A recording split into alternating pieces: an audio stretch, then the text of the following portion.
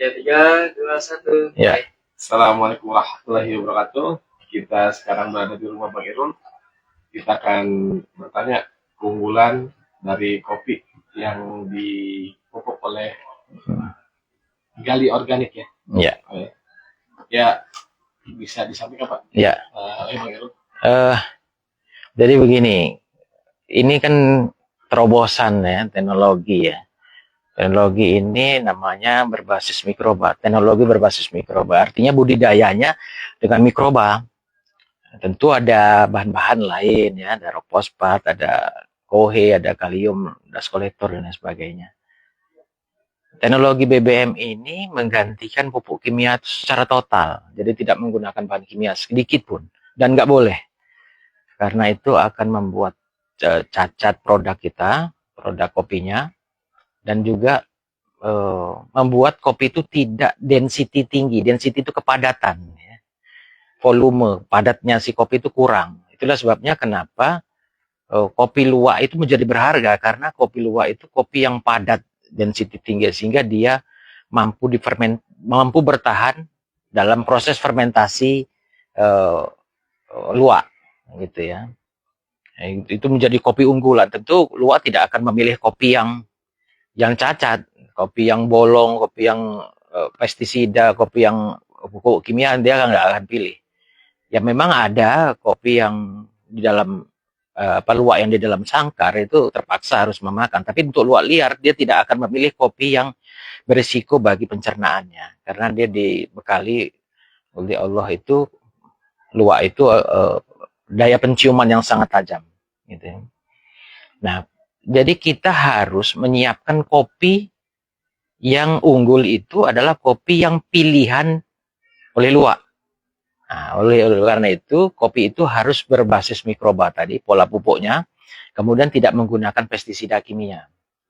Nah, dengan begitu kita mendapatkan kopi yang unggul, yang memang kopi yang padat, density tinggi, yang mampu bertahan dalam proses fermentasi. Nah, karena proses fermentasi adalah kata lain dari proses pembusukan. Artinya kopi itu harus bertahan untuk tidak busuk, baru itu menjadi kopi unggul. Nah, untuk itu kopi ini memang harus dijaga.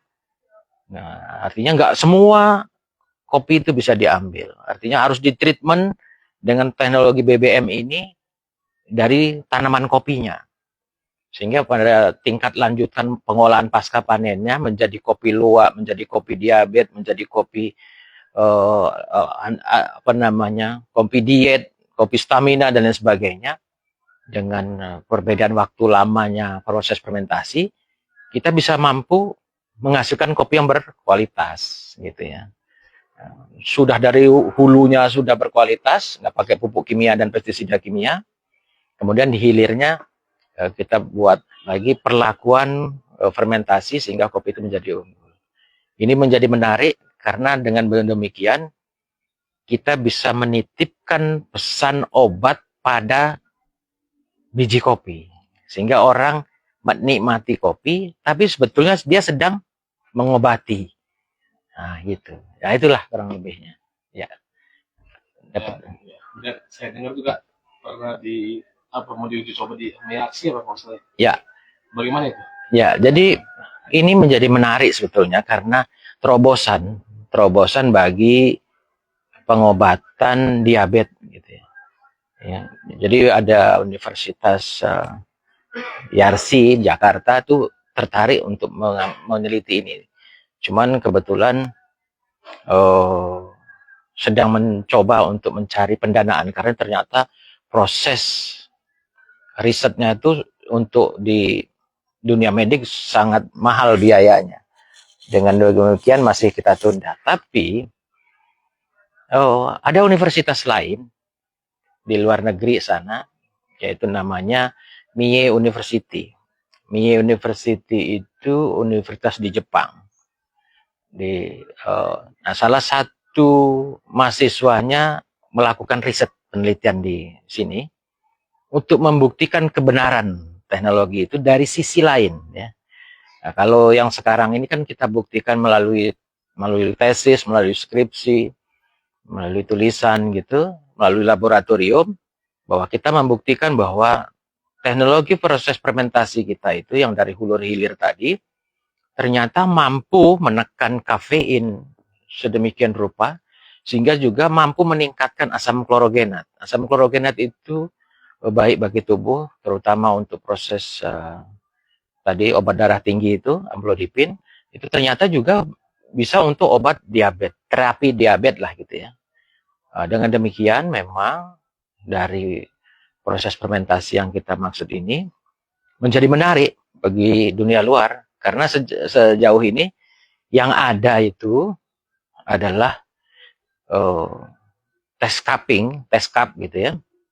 Mereka tidak pernah menyinggung-nyinggung secara ilmiah bukti-bukti laboratorium, hanya mereka membuktikan secara cupping test.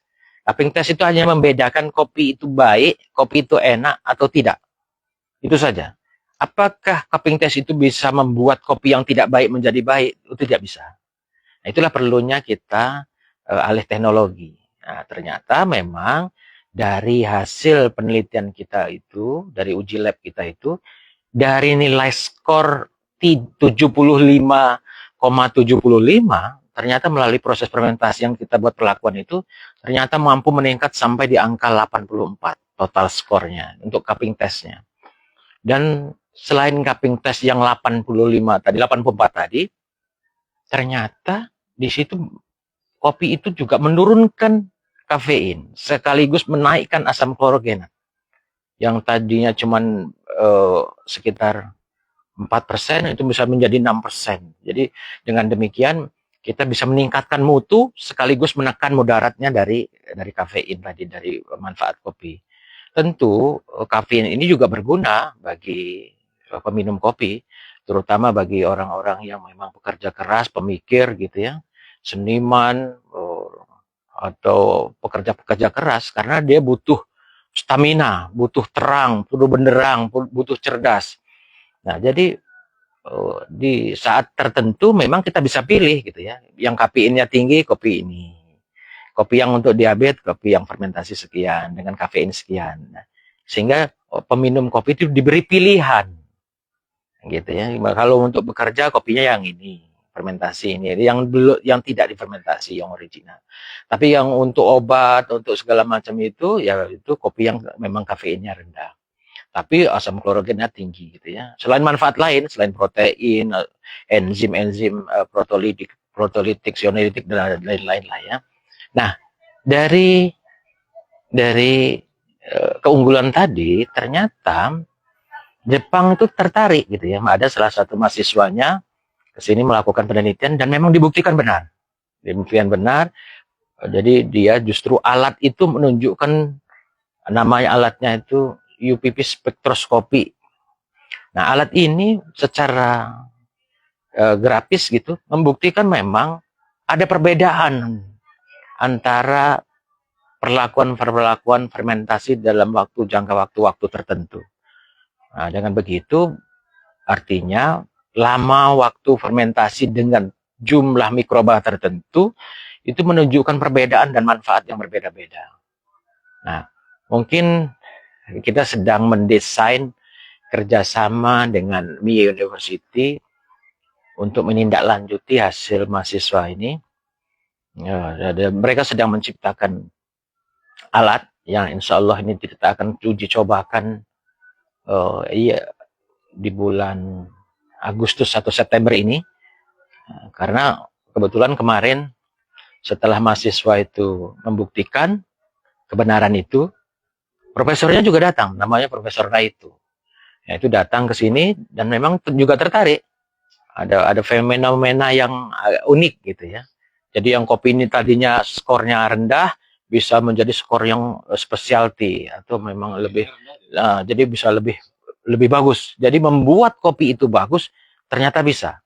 Jadi nggak semua sembarang kopi kita ambil kemudian kita sajikan, tinggal pilih mana yang enak atau tidak enak, yang bagus atau tidak bagus, tidak. Artinya orang nggak bisa memilih.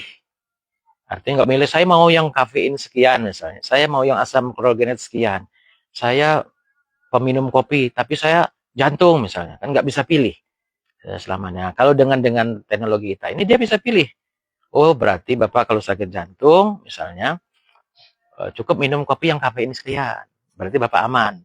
Jadi mengobati jantung tapi tidak memberikan peningkatan adrenalin karena kafeinnya cukup rendah. Nah, selain itu, memang insya Allah nanti setelah September nanti uji cobakan alat yang diciptakan oleh Profesor Naito yang di Jepang itu. Nanti kita sedang menjajaki kerjasama riset selama 1 tahun. Ya, pendanaan semua dari Jepang. Nah, itu insya Allah mulai Oktober. Kalau disetujui, mulai Oktober, insya Allah kita melakukan riset total. Jadi tentang kopi. Nah, gitu ya.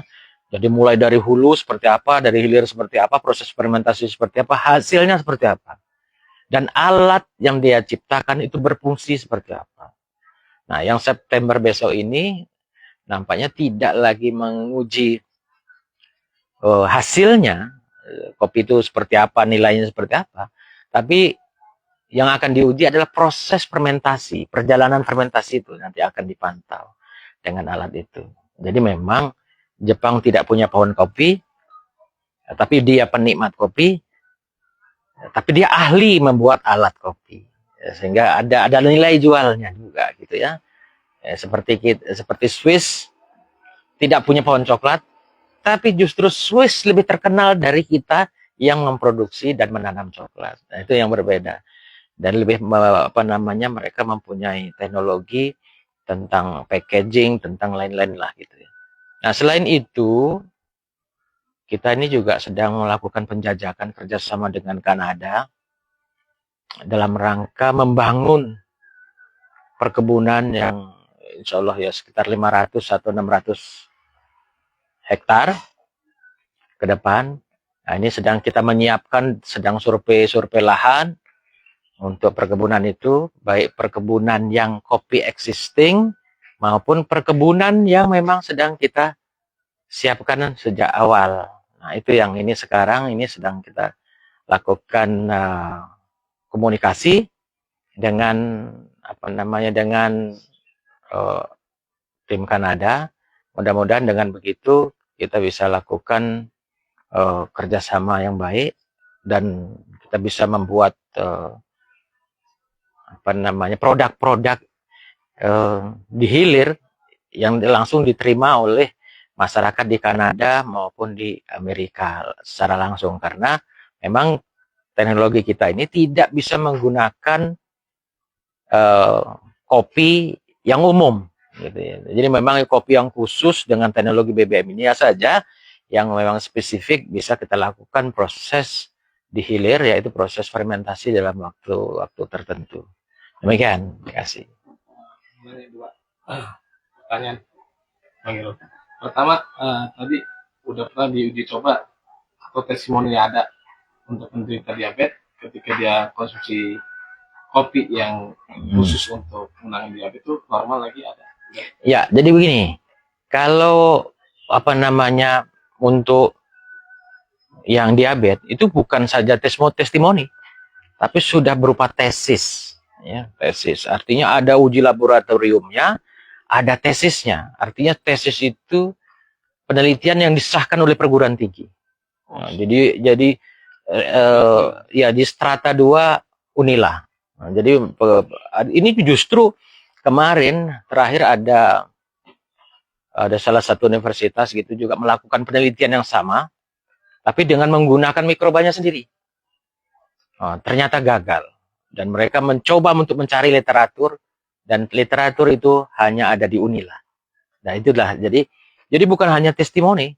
Lebih dari itu, bahwa ada kajian-kajian ilmiah yang bisa dipertanggungjawabkan secara akademik. Jadi, kalau kita mau menguji sederhananya begini. Kita persiapkan kopi, kemudian sebelum minum kopi itu, 1 jam sebelumnya, kita uji tes darah ya, tes gula darah. Dengan tes gula darah ini, maka nanti ketahuan berapa gula darahnya. Setelah 1 jam minum kopi, gitu ya, minum kopi yang dimaksud minum kopi ini kopinya ya, bukan airnya. Artinya kopinya harus habis. Kemudian ada yang kopi yang dikunyah, sehingga dipastikan betul treatment itu adalah kopi.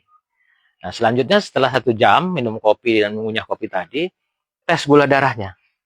Nah, ternyata ada beragam penurunannya. Tapi yang memang tertinggi itu 50% penurunan. Misalnya 400 jadi 200 gitu ya. Tentu ini terobosan baru daripada kita menggunakan obat-obat kimia yang berisiko ke organ-organ tubuh kita yang lain. Tentu ini karena dia memang natural, alami, tidak ada risiko. Nah, gitu. Tapi memang semua itu butuh disiplin gitu ya. Nah, makanya itulah sebabnya kenapa kita menitipkan pesan obat itu pada kopi, karena kopi ini menjadi minuman sehari-hari gitu ya. Jadi sehari-hari orang minum, daripada kita menitipkan pesan itu kepada jamu, ya bisa juga menurunkan gula darah, tapi orang juga belum tentu minum jamu setiap hari. Tapi kalau ngopi, dia bisa kapan saja. Nah, itu jadi bisa memaintain, mengobati penyakitnya. Nah, gitu, kurang lebih begitu. Jadi ini sangat kuat saya kira, tapi perlu dibuktikan ya, dengan mengopi teknologi ini tadi, dia bisa lebih nyaman gitu ya. Ditambah lagi tentu dengan yang lain-lain ya, maintenance misalnya dengan makan makanan yang nggak bergula gitu ya. Bukan ini adalah menjadi boleh bebas ya, makan jeroan dan sebagainya. Tentu dengan begini kita bisa membuktikan pada saat gula darah kita sedang tinggi, nah kita bisa melakukan treatment ini. Artinya minum kopi, dengan itu dia akan menurun. Tentu semua harus dikendalikan, pola makan, pola tidur, pola pikir dan lain sebagainya harus dikendalikan, harus dijaga gitu ya. Ya. Oh ya, kedua, teman-teman ada yang takut minum kopi karena asam lambungnya naik. Itu diakibatkan apa itu? Nah, jadi gini, sebetulnya tubuh kita ini, itu asam lambung, tubuh kita ini sudah diciptakan oleh Allah itu sangat lengkap. Gitu ya. Tubuh kita ini mulai dari mulut, tenggorokan, sampai di lambung ini penuh sensor. Ya gitu ya. Mungkin di mulut kita ini ada rasa ada rasa asin, ada rasa asam, rasa pahit, gurih, getir, semua ada di mulut. Artinya itu sensor semua. Sensor itu akan dikirimkan ke otak, kemudian kita akan mencernanya, kemudian kita bisa berucap bahwa ini asam, bahwa ini asin, bahwa ini pahit. Artinya, kita sudah sangat sempurna organ tubuh kita ini. Nah, kalau kita makanan yang bakal mengakibatkan beresiko pada tubuh, maka sensor itu akan berfungsi, akan bergerak, gitu ya. Misalnya di kopi yang mengandung kimia tadi, mengandung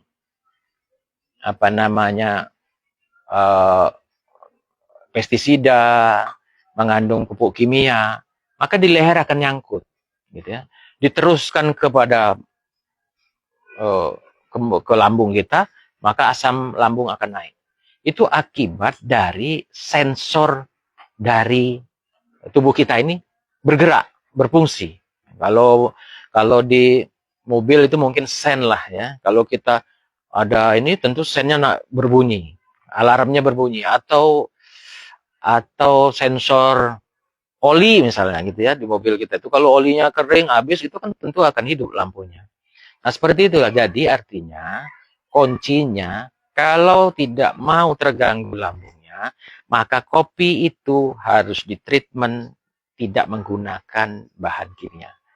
Karena sensor tubuh kita akan mendeteksi bahan kimia itu, sehingga dianggap bahan-bahan kimia yang ikutan tadi di dalam kopi itu menjadi terdeteksi. Nah, dianggap benda asing. Itulah akibatnya asam lambung naik. Tentu nggak semua juga membenarkan teori ini. Bisa jadi juga nggak semuanya benar, karena juga itu butuh penelitian yang khusus. Tapi sepengetahuan saya yang saya sudah lakukan, ternyata memang kopi apa saja, kopi robusta juga bisa menyebabkan asam lambung naik, arabica juga asam lambung naik. Jadi saya kira fenomena itu harus dibuktikan betul bahwa kopi itu tanpa ada residu kimia lah gitu. Jadi sehingga dengan begitu paling tidak aman, sehingga fungsi kopi juga bisa berfungsi optimal terhadap tubuh. Ya, begitu kurang lebih. Ya. Mungkin akhir ya. Ya. Yang kita tahu juga berasnya setelah di lab 0% gulanya. Ya. Dan sangat bermanfaat untuk menderita diabetes dan untuk mencegah diabetes juga ya. Ya. Kita ketahui kan itu dari pupuk ini juga ya. Ya. Dan ini yang terakhir mungkin mohon penjelasan. Ya, jadi gini, ini kan kita bicara tadi teknologi budidaya berbasis mikroba tanpa pupuk dan pestisida kimia pada tanaman kopi. Nah, apakah teknologi ini juga bisa diterapkan pada tanaman lain, misalnya padi? Nah, ternyata bisa. Nah, kalau dia memang mampu menggantikan pupuk kimia secara total, tentu diujinya di padi. Karena padi itu umurnya pendek. Dia hanya 3 bulan. 3 bulan nggak dapat makanan, cukup, maka padi itu tidak berbuah. Nah, gitu ya. Kalau kopi mungkin nggak dipupuk juga tetap berbuah, gitu ya, melalui siklus